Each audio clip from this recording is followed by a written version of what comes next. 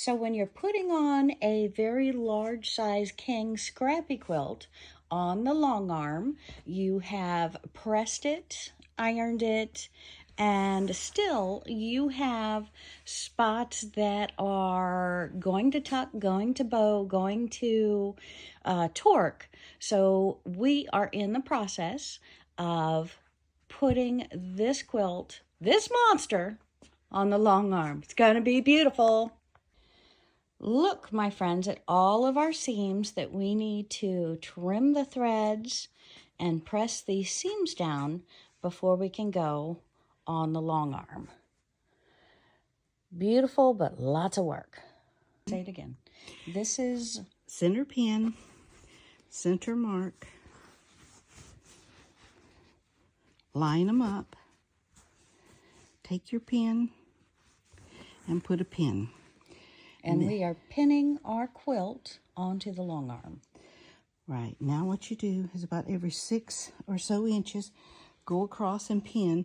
Once you get it done that way, then you go back and redo it and straighten and make sure you're only roughly a 1/4 inch away from the outer edge. Perfect.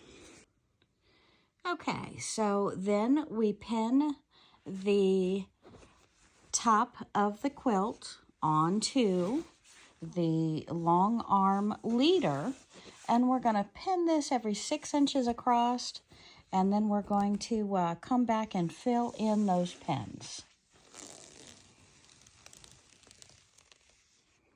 Okay, so we are auditioning the color thread that we're going to use on our quilt top, and deciding by pulling off about 20 inches, balling it up, putting it on different spots of our quilt, and deciding which color we like. And I think this one is too light, so we're nixing that one, and we're going between the two of these. What do you think? Okay, when selecting our threads, we've pulled off about 20 inches of it, and we're down to 2. We can decide which one we want, if we like them both, by taking them over to the back fabric and seeing which one goes best. And we like the lighter color best on the dark, on the back, instead of the bright yellow, because the bright yellow stands out way too much on the backing. So we're going to go with one color in the bobbin and the top, and this is it.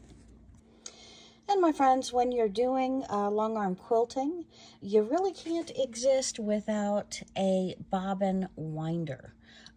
It's an amazing contraption. Just simply put your bobbin here. We're going to wind it through this, through that hole, back over here, wind it around the bobbin 2 or 3 times, stick it through a hole, pop that over, wind it, and our bobbin is done.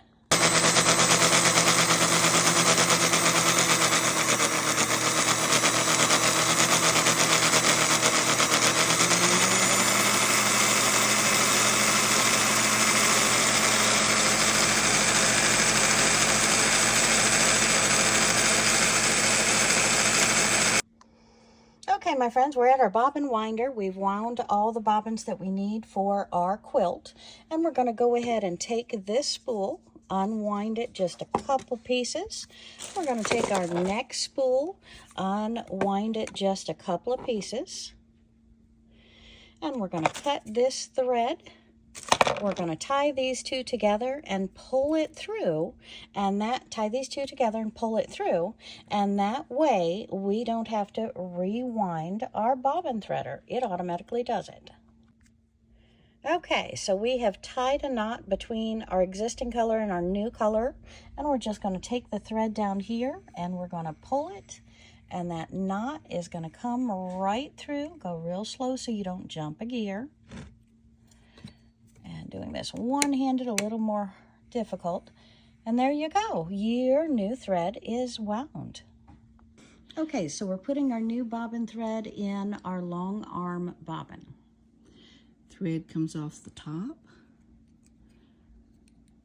Slide it in. On your bobbin case, there's a slant. Pull the thread down. There's a tension wire or a tension metal sleeve. Pull it. Click. And there you go.